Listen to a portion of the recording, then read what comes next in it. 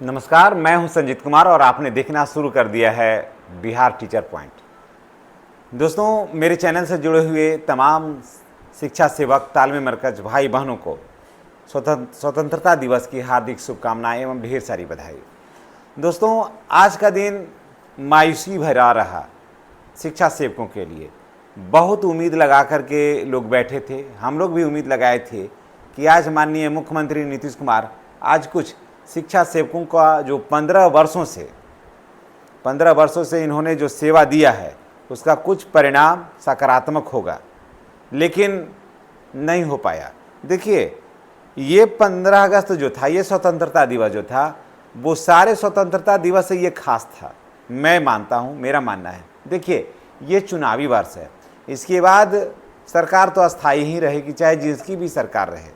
सरकार तो दोस्तों अस्थायी ही रहेगी, इसमें तो कोई टेंशन मत लीजिए।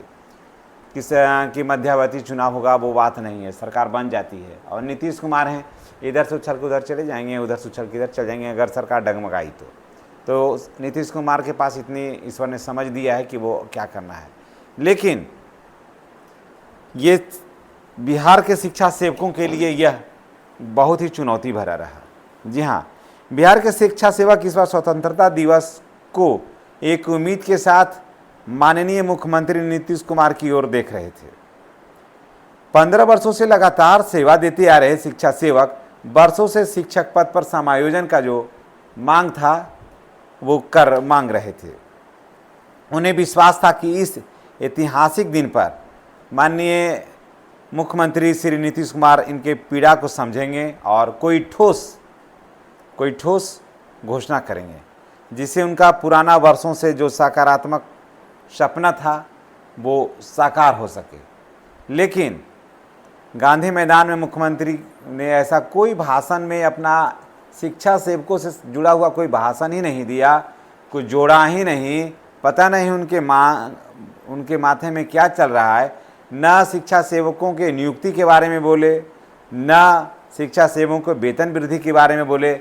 लेकिन सच्चाई ये है कि शिक्षा सेवकों की नियुक्ति भी अनिवार्य है और शिक्षा सेवकों का नियुक्ति के साथ साथ शिक्षा सेवकों का वेतन वृद्धि भी अनिवार्य है। दोनों अनिवार्य था, कारण कि बहुत से ऐसे टोला है जहां खाली है सीट, लेकिन वहां बहाली नहीं हो रही है। लेकिन माननीय नीतीश कुमार जी कुछ बोले ही नहीं, एक लाइन भी नहीं बोले इस संबंध में। न अपॉइंटमेंट के बारे में बोले, न बोले शिक्षा सेवक के बारे में कि शिक्षा सेवक या तालीम मरकज का वेतन बढ़ेगा, क्या होगा, कुछ भी नहीं बोले। इस लाइन को जोड़ा ही नहीं गया उनके भाषण से, जो घोर निराशा हुई। हम लोग भी आशा लगाए हुए थे।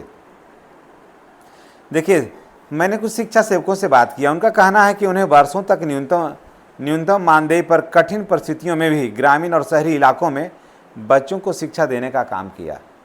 कई शिक्षा सेवक अब उम्रदराज हो चुके हैं और नौकरी की असुरक्षा के बीच अपने परिवार का पालन पोषण कर रहे हैं। उनकी अपेक्षा थी कि सरकार उन्हें अस्थायी शिक्षक के समान दर्जा देकर सुरक्षा प्रदान करेगी और सामाजिक सम्मान दिलाएगी। लेकिन दोस्तों, उनका सारा जो सपना था, सारा जो अरमान था, वो सब टूट गया। अब शिक्षा सेवक का जो संगठन है वो अब तो सरकार पर दबाव बनाएगी वो संगठन, और ये ऐलान करेगी कि आप हमारी मांग को मानिए, नहीं मानिएगा तो हम हड़ताल करेंगे, चेतावनी भी दे सकते हैं।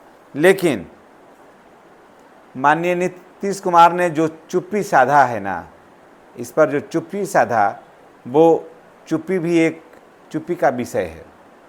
आखिर कुछ भी नहीं कहे, कुछ भी कहने से बचते रहे। आखिर क्या ऐसी बात हो गई भाई कि माननीय मुख्यमंत्री कुछ भी नहीं कह पाए? यहाँ पर शिक्षा सेवकों की कोई गलती नहीं है।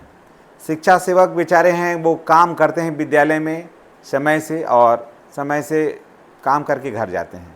लेकिन शिक्षा सेवकों का जो सपना था 15 अगस्त तक, पर वो सपना टूटा है, समायोजन नहीं हो पाया।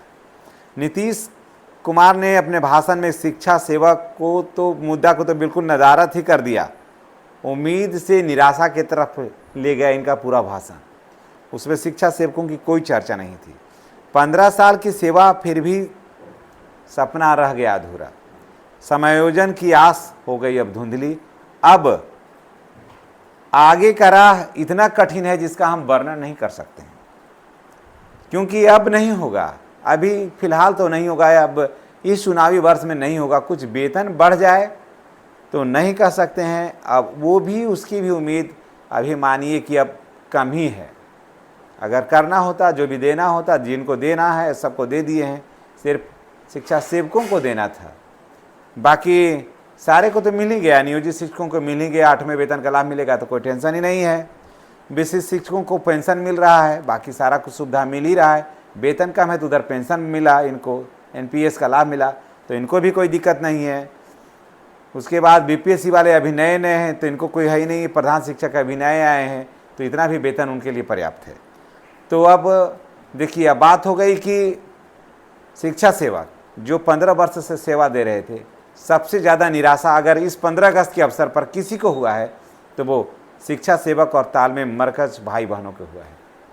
इस दुख के घड़ी में हम आपके साथ हैं और ये उम्मीद फिर भी लगाए हम बैठे हैं आपके साथ कि आज नहीं तो कल आपकी जो मांग है, जो जायज़ मांग है, वो बुनियादी मांग है, वो पूरा होगा।